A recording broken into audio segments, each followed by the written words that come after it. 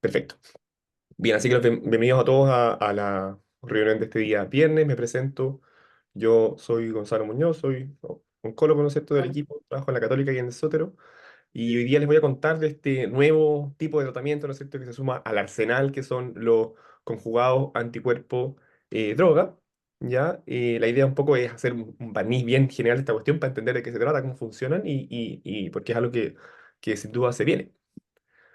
Ahora, bueno, una pregunta que uno se puede hacer es, ¿por qué hablar de esta cuestión si salen tantas cosas nuevas todo el rato? Pero la verdad es que es algo que está verdaderamente en todos lados. Vemos aquí en NBC News, ¿no es cierto? Cancer Fighting Antibodies inject chemo directly into tumor cells, un nuevo fármaco, el correo, un nuevo fármaco de cáncer de mama, frena el cáncer, los nuevos caballos de Troya anti-HER2, la oncología descubre un medicamento 200 veces más potente en El Economista, un nuevo fármaco doble la supervivencia, el Heraldo, el nuevo caballo de Troya. Así que esto, la verdad es que es algo que está en las noticias, la gente está atenta a esto. Y no solo eso, sino que también la práctica clínica es algo que ya está bastante instaurado, ¿no es cierto? Aquí, sin ánimo de que lo lean en detalle, pero esos son los ADC que están aprobados en cánceres hematológicos y los ADC que están aprobados en tumores sólidos. Y además esto es como solo el principio, porque aquí les muestro el pipeline, ¿no es cierto?, de ADC que están en desarrollo, y como pueden ver, son su buena cantidad. Y esto es solo hasta abril del año 2023. O sea, estamos recién embarcándonos, ¿no es cierto?, en lo que va a ser la gran revolución, ¿no es cierto?, de probablemente estos 10 años de la oncología.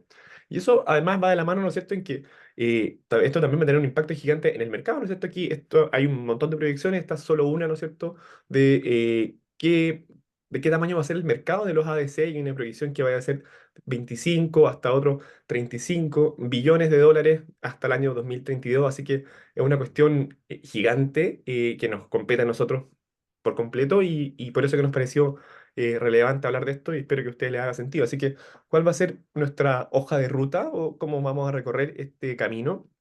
Vamos a hablar un poco de historia al principio, como para ubicarnos, ¿no es cierto? Siempre una buena manera de partir. Después, qué es una ADC? ¿Cómo funciona, ¿no es cierto? ¿Qué ADCs tenemos en la práctica clínica? De manera bien somera, no vamos a mostrar resultados sobre vidas ni ese tipo de cuestiones. Las toxicidades relevantes y cómo se configuran las toxicidades de estos medicamentos. Y para finalizar, ¿hacia dónde vamos? ¿Cuál es el futuro con esta cuestión?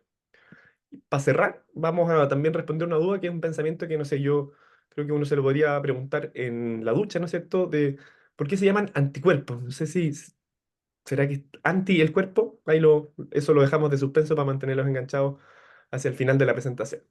Entonces, partiendo con algo de historia, está este concepto, ¿no es cierto?, de la bala mágica, que es bien antiguo. Ahí está Paul Ehrlich, que es este médico inmunólogo alemán, ¿no es cierto?, de finales del siglo XIX, principios del siglo XX, y él acuña en 1907 este concepto de la bala mágica, que para él eran agentes terapéuticos ideales que actúan de forma específica contra algún patógeno en particular, sin ocasionar ningún daño contra el huésped. O sea, una cosa fantástica, ¿no es cierto? Esto estaba pensado más desde la inmunología, incluso de la microbiología, no tanto del cáncer, pero nosotros felices lo tomamos prestado y un poco como concepto para poder desarrollar nuestros tratamientos. Además, este gallo, ¿no es cierto?, bueno, es bastante famoso, ¿no es cierto?, porque en 1909 utilizó exitosamente el compuesto 606 para tratar la sífilis, así que, y es lo que se considera históricamente la primera quimioterapia. Así que, bueno, si bien tenía el sueño de la bala mágica, fue por otro lado, ¿no es cierto?, como la antibala mágica que es la quimioterapia, pero de todas maneras esto y otros grandes desarrollos le permitió ganarse el premio Nobel de Medicina. Entonces uno piensa, bueno, los anticuerpos, ¿no es cierto?, como que pintan una buena idea como bala mágica, porque sabemos que van dirigidamente a un blanco determinado. ¿Y cuál es la historia de los anticuerpos? ¿De dónde vienen estas cuestiones? Y para eso habría que remontarse un buen tiempo atrás, a finales del siglo XIX, ¿no es cierto? Bering y Chivasaburo describen conceptualmente los antibióticos porque pasaban suero de un animal infectado a uno que estaba recién desarrollando los síntomas con difteria, y de esa manera lograban controlar la enfermedad. Entonces, aquí es como que les pareció algo hay, ¿no es cierto? Por supuesto que desde el punto de vista molecular no había nada, pero el concepto de que hubiera una sustancia que pudiera frenar la enfermedad hacía pensar que había algo ahí que vemos que después se va a empezar a llamar anticuerpos. Y de hecho, después nuestro mismo amigo Paul Ehrlich, que va a aparecer hasta en esta presentación, se le ocurre, propone, ¿no es cierto? Aquí estaba harto bien en boga el tema de las enzimas, ¿no es cierto? Y cómo esto de la llave y el cerrojo. Y él dice, bueno, quizás los anticuerpos también funcionan de la misma manera y propone una teoría que se llama como de las cadenas laterales y que en el fondo los anticuerpos reconocían cadenas laterales de las células y lograban ir dirigidamente para allá. Ya ahí, después, en el fondo, en el desarrollo y el descubrimiento de los anticuerpos, nos damos un salto grande y Astrid Fagreus, que es una inmunóloga sueca, demuestra que los anticuerpos son producidos por células plasmáticas y finalmente ya en el año 58 Gustav Nossal demuestra la teoría clonal que había sido propuesta antes, pero este año fue, o ese año fue demostrado en el fondo, del punto de vista ya fehaciente, que es en el fondo que hay clones de células plasmáticas, ya que producen un mismo tipo de anticuerpos que son todos iguales, ¿no es cierto? Y van dirigidos contra un blanco específico. Pero bueno, ¿cómo podemos darle un uso a estos antibióticos? Porque sabemos que, o sea, estos anticuerpos, porque sabemos que están produciéndose en el cuerpo, ¿no es cierto? Los seres vivos, pero ¿cómo podemos nosotros redirigir o direccionar esa cuestión? Tomar este poder. Y aquí tendríamos que ya saltar en el tiempo a 1975, que está César Milstein, un argentino, ¿no es cierto? Y George Kohler, que desarrollan el famoso hibridoma. Que en palabras muy simples, lo que hicieron con ratones, ¿no es cierto? Es los inoculaban con un antígeno, ¿no es cierto?, de interés y después cosechaban las células plasmáticas del vaso del ratón. Y esas células las mezclaban con células inmortales de mieloma, ¿ya? Entonces tenían una célula que producía anticuerpos específicos contra un blanco determinado y además tenía una inmortalidad replicativa, por lo tanto podía producir y producir y producir anticuerpos y esos anticuerpos después eran recogidos. Y así es como nacen los famosos anticuerpos monoclonales que nosotros tanto ocupamos en la práctica diaria. Aquí, obvio que hubo un salto cósmico, ¿no es cierto? Y en la actualidad somos capaces de producir anticuerpos completamente humanos con ratones transgénicos y con presentación de anticuerpos en fago. Y es así como tenemos un montón de anticuerpos monoclonales que ocupamos toda la semana, ¿no es cierto? ¿Para qué decir trastuzumab, rituximab, pembrolizumab y chorrocientos más? Pero alguien en algún minuto de la historia, ¿no es cierto?, tuvo un momento eureka y dijo, bueno, ¿qué pasa si es que los ocupamos como vehículo? O sea, no ocupemos solo esta cuestión como el elemento terapéutico en sí, sino que, ¿qué pasa si mezclamos un anticuerpo y le pegamos una quimioterapia, ¿no es cierto? Algo así como esta analogía que ya está media sobreutilizada, ¿no es cierto?, del mito del caballo de Troya y los aqueos. Entonces uno pensaría, bueno, si estamos haciendo esta presentación hoy, eh, julio, no, junio todavía del 2024, este momento eureka debe haber sido no hace tanto tiempo atrás, pero la verdad es que sí lo fue. Ya desde el año 58 que había gente pensando y trabajando en hacer esta cuestión. Este primer trabajo, claro, eran con anticuerpos no monoclonales, sino que solamente rescatados de ratones, que eran mezclados con la ametopterina, que es el metotrexato, ¿no es cierto?, que desarrolló Sidney Farber. Y incluso ya el año 83 ya había intentos de desarrollar ADC con anticuerpos ya monoclonales diseñados con un blanco específico, aquí en particular contra el antígeno carcinoma embrionario. Entonces, ¿qué pasó, no es cierto?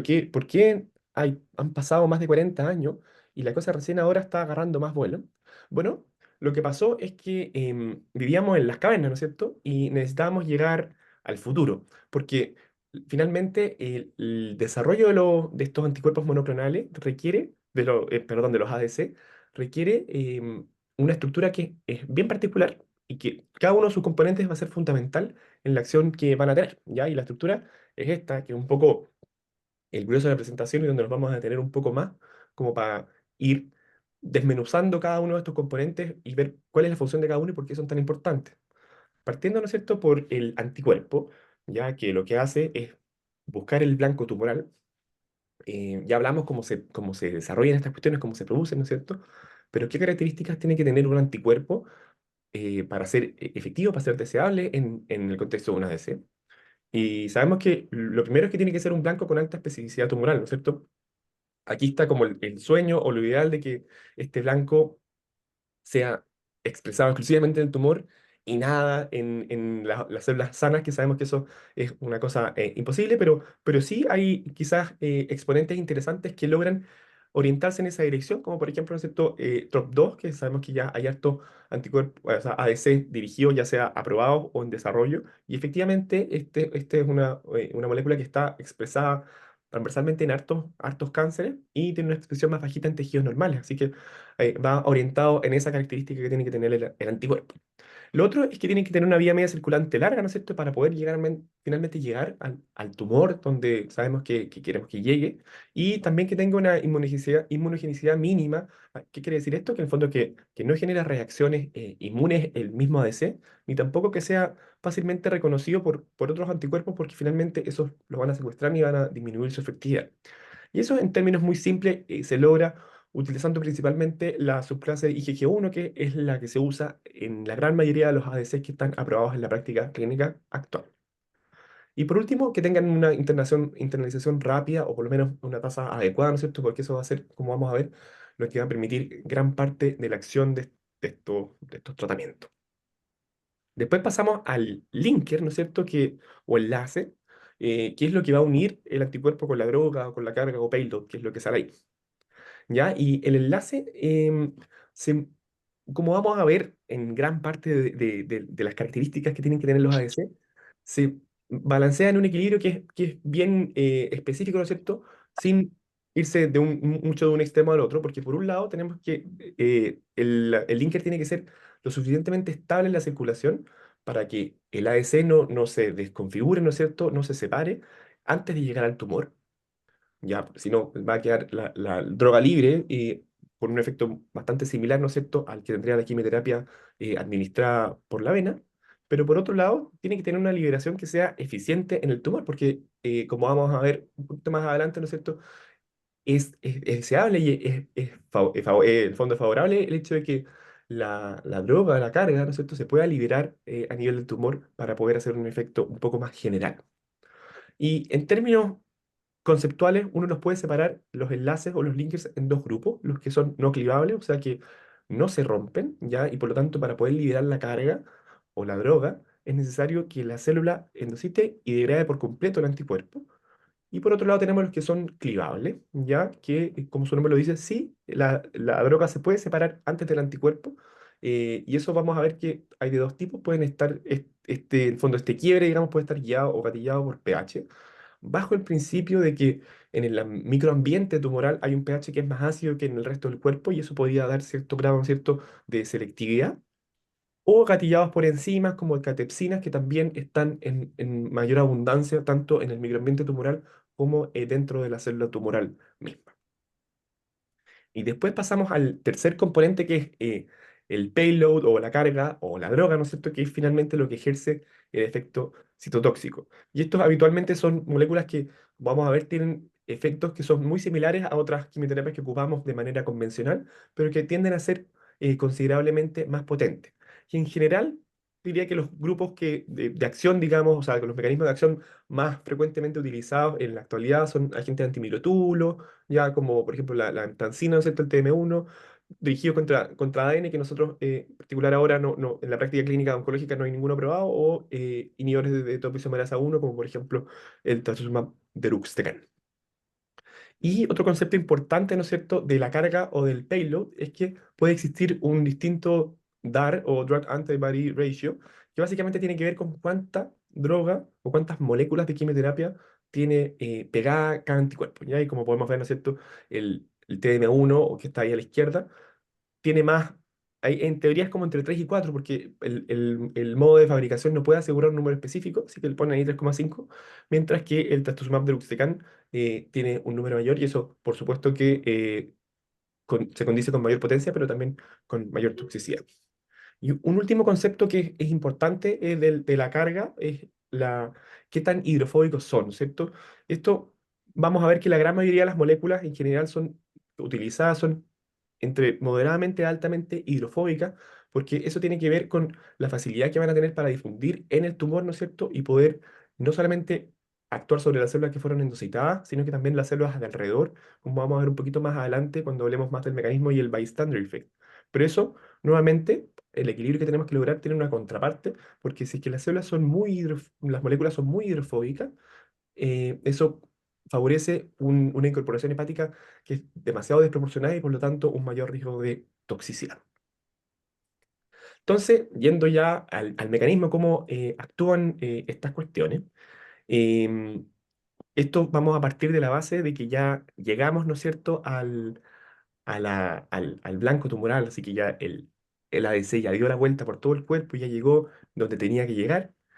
Y si nos vamos acá, ¿no es cierto? Bueno, lo primero que va a pasar, ¿no es cierto?, va a ser la unión con el blanco tumoral, que va a estar determinada por el anticuerpo que haya sido elegido para esa molécula en particular.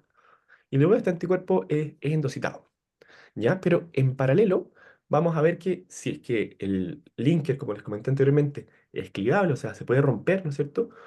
Puede haber también clivaje extracelular del linker, ya sea mediado por pH, si es que el pH es ácido, o mediado por enzima, y eso va a liberar cierto grado de droga alrededor de la célula tumoral que va a poder difundir, ¿no es cierto?, en el microambiente tumoral de acuerdo al grado de hidrofobicidad que tenga, y vamos a ver en unas par de diapositivas más actuar a través de este famoso bystander effect. Entonces, después, siguiendo, ¿no es cierto?, el carril del ADC que fue endocitado, vamos a ver que una vez que es endocitado se produce el tráfico lisosomal y finalmente la degradación lisosomal. Aquí, como hablábamos, los que tienen linker no clivables o estables, va a tener que degradarse por completo el anticuerpo, mientras que los que tienen linker clivables, se va a separar la droga del anticuerpo para producir la liberación de la carga, ¿no es cierto? Y es finalmente esta carga liberada la que va a ejercer la acción citotóxica dentro de la célula de acuerdo al mecanismo que tenga, ya sea actuando sobre el ADN, los microtúbulos o la topoisomerasa 1, dependiendo la droga que sea, ¿no es cierto? Pero además vamos a tener este famoso efecto bystander que va a ser la droga que difunde, ya sea la que fue liberada adentro del citosol, ¿no es cierto? Como vimos recién, o como vimos al principio, la que fue liberada afuera de la célula, y eso, mientras más hidrofóbica sea la molécula, más va a poder permear, ¿no es cierto?, en las células aledañas y ejercer una acción que es más difusa. Y esto es súper atractivo, ¿no es cierto?, con respecto a los tumores o la expresión de blancos que sea heterogénea, ¿ya? Porque eso permite no solo actuar sobre la célula que expresa el blanco, sino que además sobre las células que están alrededor de ella, como por ejemplo una cosa bien interesante e importante en el cáncer gástrico. ¿Ya? Entonces, bueno, habiendo dicho eso, ¿no es cierto?, en líneas generales, cómo actúan estas cuestiones, em, ¿qué tenemos en la práctica clínica? Y aquí la medalla del primer lugar se la van a llevar los hematólogos porque el primer ADC que fue aprobado en la práctica clínica es el Gimtuzumab ozogamicina, que fue aprobado el año 2000 y se utiliza para leucemia mieloide aguda, que es una medalla hasta por ahí nomás porque después fue retirado, pero ahora fue aprobado nuevamente, pero con una dosis más baja por toxicidad. Pero en la oncología de tumores sólidos tampoco nos quedamos atrás y tenemos los siguientes moléculas aprobadas. Está el trastuzumab emtansina, el famoso TM1, ¿no es cierto?, que se ocupa para cáncer de mama, que es el único que está aprobado en la práctica clínica en Chile. Está también el famoso trastuzumab deruxtecan, ¿no es cierto?, o Enhertu, que ha generado un tremendo revuelo y tiene de aprobaciones distintas, cáncer de mama, cáncer gástrico, cáncer pulmonar, y además recientemente aprobado como agnóstico, ¿no es cierto?, en segunda línea posterior para tumores que sean HER2 positivos. Y además destacar, ¿no es cierto?, que nosotros nos toca trabajar con esto, con esta molécula en el estudio que tenemos abierto de cáncer gástrico. Tenemos también el Infortumab vedotin, que también generó harto revuelo ahora último, poco cambiando el estándar de primera línea en tumores urotheliales, que es su indicación. Está el sacituzumab govitecan, que se ocupa para cáncer de mama y cáncer de urotelio, en el fondo a nivel mundial, y que nosotros también tenemos un estudio actualmente abierto en cáncer de mama. Tenemos el tisotumab vedotin para cáncer cervicuterino, y tenemos el mirvetuximab soravtansina, que es para cáncer de ovario que expresa receptor de folatos alfa. Así que como pueden ver, bueno, ahí es un arsenal relevante al que probablemente se le van a sumar muchas más moléculas. Pero ¿qué pasa con la toxicidad de los anticuerpos conjugados? Porque si pensamos, ¿no es cierto? Bueno, esto bajo el principio de la bala mágica, esta cuestión debería tener una toxicidad, no vamos a decir que nula, porque no vamos a ser tan ingenuos, pero muy bajita. Pero la verdad es que no es así. ¿Ya? Más del 90% los metaanálisis que se han hecho de estudios, en el fondo, múltiples estudios con anticuerpos con ADC, más del 90% de los pacientes presenta efectos adversos. Y no solo eso, sino que el 40% son grado 3 o más. O sea, es un tratamiento que tiene un nivel de toxicidad importante que hay que conocerlo. Y Bueno, ¿por qué pasa esta cuestión? Y es que ¿no es cierto? Los anticuerpos se inyectan a la vena y van circulando, ¿no es cierto? En general, más del 90% de la circulación de los ADC es en su configuración original, o sea, con el anticuerpo unido a la droga a través del linker. Em, y después de circular, ¿no es cierto?, van a llegar al tumor y unirse al blanco para el que fueron diseñados.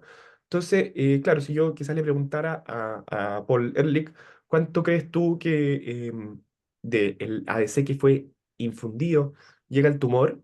Yo estoy seguro que él, con su optimismo, ¿no es cierto?, de la bala mágica, me diría alto, no sé si un 100%, pero quizás pensaría un 90%.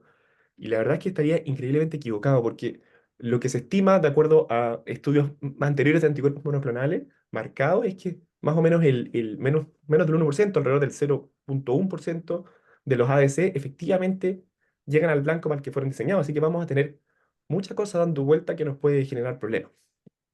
Y finalmente la toxicidad la podemos configurar de esta De manera, los trazadores se mueren unos días. que es, ahí se aparece que tenía el micrófono abierto. La toxicidad la podemos clasificar de esta manera, que es clásica, ¿no es cierto? Que puede ser toxicidad off-target, o sea que la toxicidad está aplicada no por acción en el blanco en el que fue diseñado la molécula. Y aquí lo clásico va a depender de dos cosas, esta toxicidad off-target. Por un lado, de la carga o la droga, o el payload, y que va a ser bien consistente de acuerdo al tipo de molécula que haya sido utilizada como carga. O sea, los inhibidores de topoisomerasa van a producir diarrea, neutropenia, ¿no es cierto? Los inhibidores de microtubulos neurotoxicidad, y sabemos que mientras más alta sea la potencia del payload, ¿no es cierto?, mayor va a ser la toxicidad. Y además también mientras más alto sea el DAR, ¿no es cierto?, como se mostraba, por ejemplo, trastuzumab deruxtecan, que tiene un ratio de alrededor de 8, va a ser más tóxico si tuviera una cosa menor. Y lo otro, la toxicidad off-target también depende, ¿no es cierto?, del linker, como hablábamos de la estabilidad que tenga el linker, porque si bien es atractivo todo esto del linker que sea clivable y que sea no tan estable, eh, por el otro lado, ¿no es cierto?, tiene esta contraparte que mientras menos estable es el linker, más toxicidad explicada por la quimioterapia genera, ¿ya? Y mientras más estable, eso ocurre menos. Pero tenemos, ¿no es cierto?, la contraparte que perdemos un poco la posibilidad de tener más bystander effect y por lo tanto dar un efecto más homogéneo en el tumor. Con la salvedad de que tampoco es como que los ADC que son mega estables no hay ningún problema, porque empieza a pasar que si que aumenta excesivamente el tiempo de circulación, ya se empiezan a presentar toxicidades que se conocen como atípicas, ya por incorporación del ADC, por mecanismos quizás no tan convencionales, a veces por el fondo adhesión al receptor FC, y una de esas bien descrita es la toxicidad ocular para estos ADC que son muy estables. Así que nuevamente el encontrar el justo medio, como dirían los budistas, es lo Los deseable. griegos en eso. ¿Sí? Los Y por otro griegos. lado, tenemos la toxicidad on target of tumor. ¿Qué quiere decir esto? Que el medicamento, el tratamiento, ¿no es cierto?, llega efectivamente al blanco para el que fue diseñado, pero llega al blanco fuera del tumor. Y ahí también hay una serie, en el fondo, de toxicidades descritas que son bien conservadas de acuerdo al blanco que hayamos elegido, súper conocido, ¿no es cierto?, HER2 y la cardiotoxicidad, para TROP2, ¿no es cierto?, bien también conocida la mucositis, para las Mm. MK4, ¿no es cierto?, como el infortumab vedotin pueden presentar rash. Pero pese a todo eso, aún así hay estos mecanismos, ¿no es cierto?, que uno puede entenderlo y quizás anticiparlo. Aún así, estos mecanismos no explican todas las toxicidades y quizás el mejor ejemplo es la neumonitis asociada a trastuzumab deruxtecan, que sabemos que tema que ha generado harta preocupación porque es un fármaco cada vez con más indicaciones y hay cada vez más esfuerzo, ¿no es cierto?, para buscarla y tratarla precozmente. Y la verdad es que el mecanismo de acción, o sea, el mecanismo fisiopatológico detrás de este problema no está del todo escrito, podría tener que ver con movilización de macrófagos, pero la verdad es que no era algo quizás esperado de acuerdo a cómo fue construido este ADC. Así que, en resumen, es fundamental conocer bien el perfil de efectos adversos específico, ¿no es cierto?, que vaya a tener el fármaco que vayamos a utilizar, en el fondo, para poder enfrentarnos de buena manera. ¿Ya? Y bueno, ¿qué nos depara, ¿no es cierto?, el futuro de los ADC? ¿Para dónde vamos, ¿no es cierto? Estamos, como mostrábamos, estamos recién partiendo. Hay un pipeline que muestra que están muchas cosas en desarrollo. Así que el futuro lo vamos a dividir en tres partes. ¿Ya? La primera parte son todos los desarrollos que se van a hacer, y esto es súper somero, pero para hacerse una idea y para motivarse. La ingeniería que podemos hacer sobre el anticuerpo, qué modificaciones se pueden hacer. Y por un lado vamos a tener los anticuerpos biespecíficos, ¿no es cierto? Que pueden ser de dos tipos.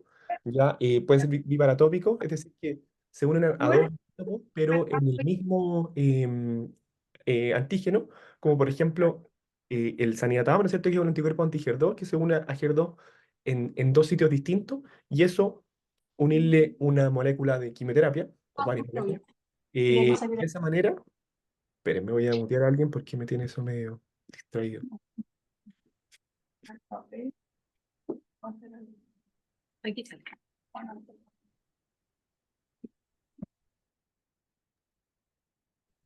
Me parece que se muteó solo. Bien. Entonces, como les decía, biespecífico puede ser biparatópico, o sea, se unen los dos en el mismo antígeno, pero en dos sitios distintos, como el anticuerpo zanidatamab, ¿no es cierto? Y eso aparentemente favorecería una internalización más rápida, ¿no es cierto? Y más eficiente de la droga. O por otro lado, pueden ser biespecíficos que se unan a dos antígenos distintos, como por ejemplo el anticuerpo amidantamab, ¿no es cierto? Que es anti-GFR y anti-MET. Y en cierta medida, la teoría detrás de eso es que eso podría seleccionar aún más el tejido a donde estamos buscando dirigir nuestro anticuerpo, pensando en que la célula tiene que tener efectivamente esa combinación, y eso quizás nos podría poder llevar más el anticuerpo dirigidamente al tumor. Y por otro lado tenemos los PDCs, ¿no es cierto? O Probody Drug Conjugate, que esto, como el Probody viene prestada la palabra como de las prodrogas, ¿no es cierto? Que son medicamentos en el fondo que se administran no en su forma activa y tienen que recibir cierto grado de procesamiento en el cuerpo para finalmente alcanzar su forma activa.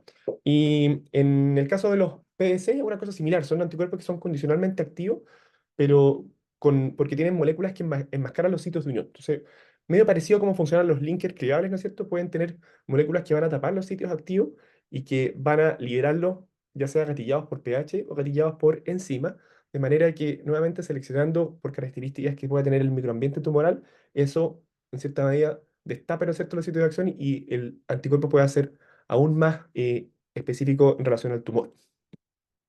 El segundo grupo es la innovación que podemos tener con la carga, ¿no es cierto? Ir más allá de la quimioterapia, y ahí están los ISAC, perdón, ahí están los ISAC, que son en el fondo conjugados estimuladores del sistema inmune. Básicamente lo que hacen es que en vez de tener droga, tienen moléculas que son agonistas de receptores de reconocimiento de patrones, como por ejemplo los Toll-like receptors o TLR. Entonces, al endositar e incorporar a la célula estas moléculas, estos receptores van a generar una cascada de citoquinas que va a estimular el sistema inmune, generar una acción directa contra el tumor. Y por otro lado tenemos los DAC o Degraded Antibody Conjugates, que esta cuestión sí que es una locura. Contienen una cosa que se llama una quimera dirigida a la proteólisis, que se llama PROTAC, ¿ya? Y básicamente lo que hace esta cuestión es que es una proteína bien específica, por así decirlo, o sea, que une un blanco que puede ser determinado, ¿no es cierto?, por ingeniería, pero que en su otro extremo es capaz de unirse a la ubiquitina. Entonces, finalmente lo que puede hacer es que puede ubiquitinizar proteínas un poco a elección, y de esa manera esas proteínas van al protosoma y se degradan. Y en el fondo, dirigiéndolas contra proteínas específicas, eso puede generar el efecto de apoptosis en la célula. Y por último, la tercera, en fondo, rama de desarrollo del futuro de los ADC es combinar distintas cargas en un ADC, ¿no es cierto? Que es bien intuitivo lo que significa, y un poco responde a este mismo principio de por qué cuando nosotros ocupamos quimioterapia de manera convencional, ocupamos combinaciones, ¿no es cierto? Esperando de esa manera poder evitar o al menos retrasar el desarrollo o la selección, ¿no es cierto?, de clones que sean resistentes. Así que, ¿qué mensaje me gustaría a mí que atesoraran de toda esta cuestión? Eh, por un lado, bueno, que los ADC son un tratamiento innovador, ¿no es cierto? Y que suena, es muy interesante cómo ha sido desarrollado y ya está instalado en la práctica clínica, así que es importante conocerlo, y por eso quisimos hacer esta presentación de esto. Eh, que es muy importante la estructura del ADC, y están compuestos, ¿no es cierto? Y esto me interesa que quede bien claro: están compuestos por un anticuerpo que va dirigido contra un blanco específico elegido, ¿no es cierto? asociado a una droga y que eso está unido por un linker, ya que cada uno de estos componentes va a ser fundamental en la acción del medicamento, ya y que actúan mediante la unión de la molécula al blanco, o sea, del anticuerpo, ¿no es cierto?, al blanco elegido en el tumor, y la posterior liberación de la droga que va a ejercer su efecto citotóxico, pero que sabemos que lamentablemente tienen un porcentaje que es elevado de efectos adversos que depende tanto de la droga como del linker y como del anticuerpo, ¿ya? Y esto es fundamental conocerlo porque nos va a permitir, ¿no es cierto?, prevenirlo. Ya hay distintas estrategias de prevención o de detección precoz, tanto para manejo, ¿no es cierto?, de la mucositis asociada a los anti-TROP2 o de la neumonitis asociada a TXT. Y por último, el futuro de los anticuerpos, o sea, de los ADC, nos ofrecerá emocionantes novedades, ¿no es cierto? Así que yo creo que hay mucha cosa nueva que va a seguir pasando y claramente pareciera ser, ¿no es cierto?, que en cierta medida como que la inmunoterapia ha alcanzado cierto un techo y ahora, bueno, se vienen las combinaciones, ¿no es cierto? Se vienen estos, eh, en el fondo, configuraciones innovadoras de ADC, así que hay harto espacio para seguir avanzando y poder ayudar a nuestros pacientes. Y Súper. para ir cerrando, Dale, verdad, sí, po. la joya. Dale, dale, dale. Sí, ¿por qué se llama? No sé, me hice la pregunta, digamos, y bueno, van a pensar que estoy obsesionado con este gallo, con Paul Ehrlich, pero es que hizo muchas cosas. Y en 1891 ocupa por primera vez el término, voy a decir anticuerpos, porque no voy a humillarme, para referirse a una sustancia que contrarresta el efecto de una toxina. Que, acordarse que este gallo trabajaba con toxinas, trabajaba con sífilis, no estamos hablando de cáncer, digamos.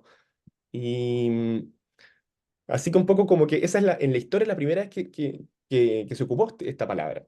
Y medio contraintuitivamente como que fue rara la forma que lo ocupó porque cuerpo no hacía referencia a la sustancia contrarrestada, no era anti ese cuerpo, sino que hacía referencia a la sustancia contrarrestadora. Entonces sería como en verdad cuerpo anti algo, ¿ya? Pero en la práctica, eh, esta palabra quedó medio olvidada como unos 10 20 años, pero después agarró mucho, mucho, mucho vuelo porque eh, la adopción que tenían otras palabras que hacían alusión al fondo a moléculas o a principios similares eran mucho más difíciles de pasar del alemán al francés o al inglés, a diferencia de antibody o anticorps. Entonces, finalmente, eso determinó que esta palabra que medio como que ocupó medio de chiripa Ehrlich, quedara tan, tan, tan instaurada en la medicina actual.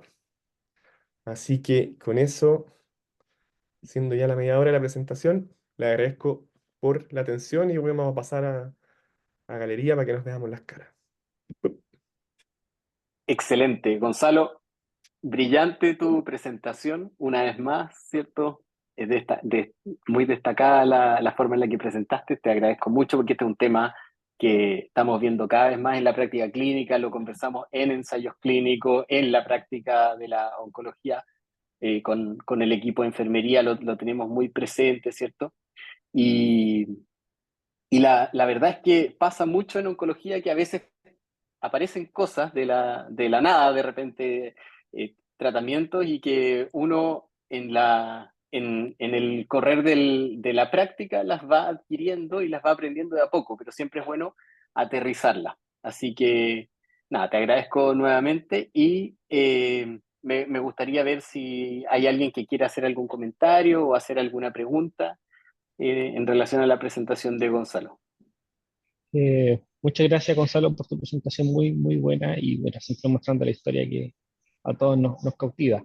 Eh, pero como opinión personal, ¿qué crees tú que en Chile va a tener cabida, ¿no es cierto?, estas nuevas terapias pensando en el costo? Eh, Porque me imagino que van a entrar con un costo bastante elevado. Y no sé, pues, ¿qué piensas tú de que si se va a ser aprobado pronto por el ISP? Porque tenemos solamente una droga aprobada en estos momentos. Sí, o sea, ha sido lento y yo creo que hay drogas que son indudablemente muy buenas. O sea, yo creo que la efectividad que tiene el trastuzumab deruxtecan es una cuestión innegable, ¿no es cierto? Han habido lágrimas de emoción al respecto. Así que es algo que finalmente va a llegar. Yo creo que lo que sí tenemos que ser muy cuidadosos, ¿no es cierto? Y mirar los estudios con atención es la secuencia de estos tratamientos, porque por supuesto que un poco los desarrolladores, ¿no es cierto?, van a empujar por ir adelantándolos cada vez más en líneas precoces, pero y eso tenemos que, y paso ahora, ¿no es cierto?, con tal, todo es un poco esta duda, no sé si llamarle controversia, un poco mucho, pero del Destiny Breath 06 y el Trasumab Deluxe Tekken, ¿no es cierto?, si es que hay un beneficio en ocuparlo en segunda línea, o en verdad quizás ya sabemos que están buenos en tercera línea y podemos así un poco ir seleccionando bien los pacientes que se van a beneficiar. Así que yo creo que, o sea, esto es algo que vamos a tener que ocupar sí o sí y va a ser responsabilidad nuestra ser acuciosos en la revisión de los trabajos como para estar seguros de en qué escenario va a estar el verdadero beneficio o hay un beneficio que sea lo más costo efectivo posible.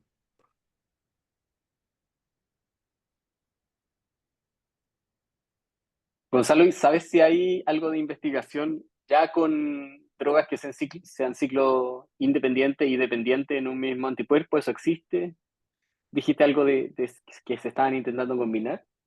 Sí, sí, o sea, no les quise mostrar mucho de eso, pero efectivamente hay distintas, incluso intentando probar moléculas que no han sido como utilizadas regularmente como quimioterapia sola, pero así que sí, o sea, ya no lo puse en la diapositiva, pero efectivamente hay harto desarrollo. Yo creo que va a ser interesante también ver cómo se combinan los distintos agentes citotóxicos en un solo ADC. Ya hay, efectivamente, nosotros no lo ocupamos mucho, pero en el desarrollo inicial de los ADC se ocuparon mucho de drogas que sean, en fondo, ciclos independientes que actúan dirigidamente contra el ADN, como la eh, pirrolobenzodiazepina, etc. Súper. No sé si alguien más tiene Gonz- preguntas, si no a mí. Sí, no, espera, 2 minutos. Gonzalo, súper buena tu presentación. Eh, estaba esperando, estaba esperando esta presentación y estaba dando jugo por internet preguntando si ya la habían hecho y grabado. Hubo un Oye, cambio, no, así que dame un está. cita corta. Claro. No, buena, súper buena. Muchas, muchas gracias. Eh, ¿Qué te pareció a ti? Una pregunta. ¿Qué te pareció a ti eso de que solo el 1% o menos del 1% de la carga de estos anticuerpos sobre la enfermedad tumoral es lo que realmente se ve, porque uno habría esperado mucho más que eso? Sí, me parece yo Y si le, Perdón, vale. sí, lo encontré impresionante, eso no tenía idea. Y lo otro es, hemos visto muchos estos anticuerpos conjugados asociados a inmunoterapia, que va un poco con la pregunta que hizo Diego sobre si realmente existe una potenciación, como dicen, o hay algún mecanismo que nos ayude a decidir mejor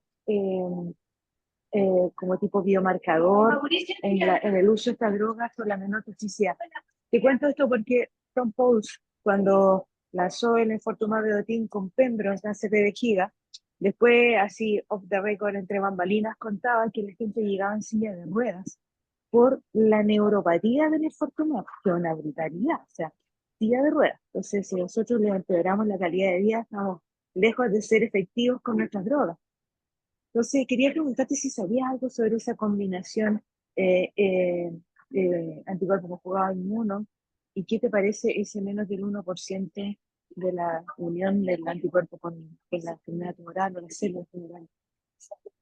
Sí, yo creo que el número ese en verdad es una locura. Un poco las presentaciones que me ha tocado escuchar o revisar, ¿no es cierto?, de gente que se dedica un poco a esto, es bien enfática en decir que la verdad, la farmacocinética de los ADC no tenemos idea porque hay demasiados factores en juego ya como para poder un poco predecir o anticipar cómo se va a comportar esta cuestión. Así que yo creo que, de hecho, y un poco lo muestran así los números, no sé si, o sea, no sé si es tanto una bala mágica, probablemente muy poco, ¿no es cierto? Lo atractivo, la ventaja está en que parecían ser muy efectivos, ¿no es cierto? Por el hecho de poder ocupar de repente drogas tóxicas que son mucho más potentes, pero en la toxicidad, como vieron ustedes, anda bastante por ahí con las quimioterapias convencionales. Yo creo que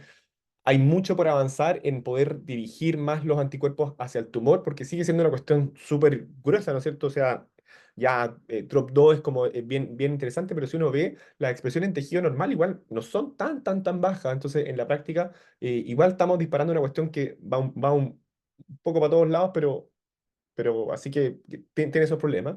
Del punto de vista de la combinación, yo la verdad es que no he leído fuera en el fondo cuando ya uno ocupa de frentón un ISAC que tiene el interés de estimular el sistema inmune, que hay una cosa así, una potenciación más, no aritmética, sino que exponencial de las toxicidades, pero sin duda y de la efectividad, ¿no es cierto?, sobre todo desde el punto de vista de la inmunoterapia, pero sí es un tema en el fondo que se discute el cómo combinar dos drogas que tienen perfil de toxicidad que son distintos y por lo tanto se suman por lados distintos, termina siendo harto más tóxico y sí, pues es totalmente cierto lo que pasaba con el infortunado Vedotin. No sé si respondí la pregunta.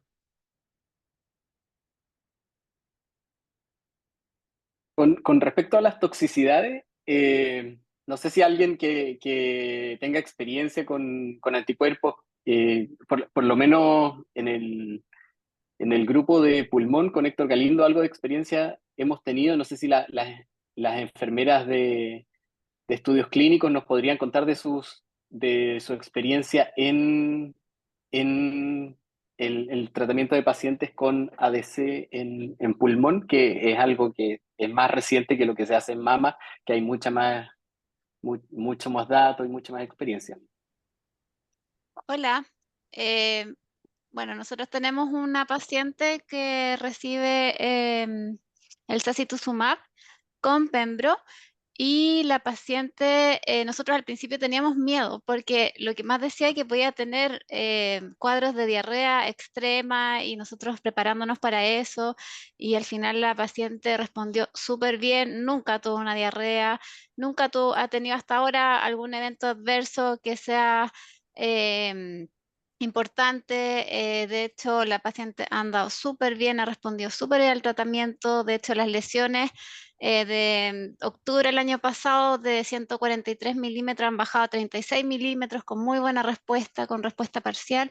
Así que la paciente está feliz, contenta. Así que nosotros hasta el momento hemos tenido una buena experiencia. Ya es la única paciente que tenemos con esa droga, pero la paciente ha respondido muy bien y con mínimos eventos adversos, más que nada su patología ha ido súper bien con esta droga. Así que por lo menos nosotros tenemos una buena experiencia. Súper. Y ahí sí quizás nos podrían contar también, pero ¿hubo medidas que se tomaron de manera profiláctica o en general fue Sí, o todo? sea, en las quimioterapias siempre se pasa como profilaxis, que está con clorfenamina, dexametasona, como paracetamol, pero Por ejemplo, en particular de la mucositis, ¿no es cierto? Que es un tema. no, en este Ya. tema no sé, en esta droga en particular no ha tenido mucositis y no se ha preparado profilácticamente. Lo que sí hemos escuchado mucho y que todavía no nos toca es el caso del MK 2870, que eso sí, en todos los meetings que hemos ido nos recalcan la mucositis, así que ese sí vamos a tener que tener ojo cuando empecemos con pacientes con esa droga. Pero con el sacituzumab por lo menos no hemos tenido problemas. Súper.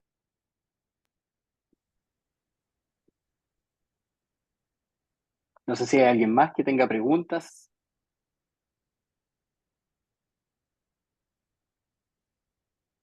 Antonio. Sí, buenos días. Felicitarte, Gonzalo, por tu presentación, clara, entretenida, dinámica. No aburriste al público, así que cumpliste el primer objetivo, ¿cierto? Oye, contarle en el fondo, bueno, como dijo Gonzalo, la experiencia que nosotros tenemos en cáncer de mama, ¿cierto? Hemos tenido una paciente con trastorno deruxtecan, ¿ya? Generalmente esta droga se ha traído por importación, ¿cierto? Pero todavía no está en la aprobación en lista. Y en general el perfil de toxicidad que ha tenido fue lo que un poco comentó Gonzalo en su presentación. Han sido generalmente reacciones como neutropenias, trombocitopenias, pero que no han pasado de grado 1 a grado 2. O sea, general ha tenido buena tolerancia. Sí tenemos más experiencia en el trastorno en transina. Más o menos tengo el dato de 8 pacientes, ¿cierto?, en cáncer de mama y que ha tenido, claro, perfiles de toxicidad, como decía Gonzalo, también hematológica y transaminitis. Fíjate que han habido algunas con transaminitis que hemos tenido que ajustar las dosis, ¿cierto?, en grado, según lo que sugiere la guía, y también neuropatía. Como decía que también la antancina, ¿cierto?, tiene esta inhibición en los microtúbulos, que se comporta como los taxanos, también tiene este perfil de toxicidad. Pero en general han sido tratamientos bien tolerados, como decía Gonzalo, pero sí es importante y recalcar en estas toxicidades que yo les comentaba, de que también estos conjugados, ¿cierto?, tienen sus toxicidades y que muchas veces hay que pensarlo más como quimio que como anticuerpo. Ese es como un comentario, como un poco dando el dato local que tenemos de las toxicidades de anticuerpos conjugados. Y bueno, y la Caro me quitó la pregunta de esto de qué opinabas tú, Gonzalo, de estos conjugados. Eh, También se le añadiera inmunoterapia. Entiendo que hay estudios clínicos que también tenemos, creo que hay un estudio de sacituzumab govitecan con pertuzumab, que es lo que comentaba Bárbara, pero esa como comentario, así que felicitaciones, Gonzalo, por tu presentación.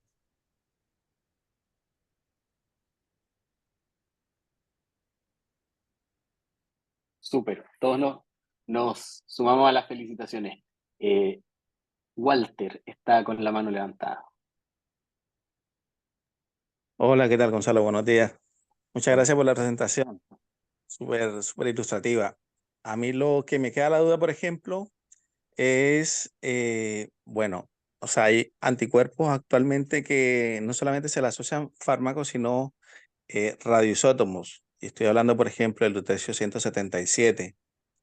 Y quisiera saber, por ejemplo, si este tipo de anticuerpos están clasificados en el mismo grupo de los ADC de los que hablaste o hace parte de otro grupo, porque, bueno, veo que no lo mencionaste ni nada, entonces, si es una clasificación diferente o no y en base a qué. Súper buena pregunta. En estricto rigor, el lutecio, ¿no es cierto? Es un fármaco radioconjugado porque lo que tiene, lo que se une el lutecio, ya sea en el fondo para cáncer de próstata o para tumores neuroendocrinos, no es un anticuerpo propiamente tal, sino que es en el fondo una molécula, ¿ya? Pero sí hay radioconjugados que son con anticuerpos, pero que no han por diversos motivos no han logrado una gran aplicación clínica. Entonces, en la práctica, sí, yo esto pienso que los radioconjugados es como otro grupo, ¿no es cierto? Porque en la práctica el anticuerpo, digamos, y el llegar de esa manera no ha logrado permear y es más que nada con, o sea, con lutecio PSMA o lutecio totatate, ¿no es cierto? Que son estas moléculas que se unen a los distintos receptores que tiene el tumor. Entonces es como un poquito al revés, pero es un muy buen punto. Hay otras cosas choras, hay fármacos inmunoconjugados con corticoides, fármacos inmunoconjugados con antibióticos, y esto no es que sea de repente solo de cáncer, así que hay harta cosa interesante para leer al respecto, pero súper buen alcance de vuelta.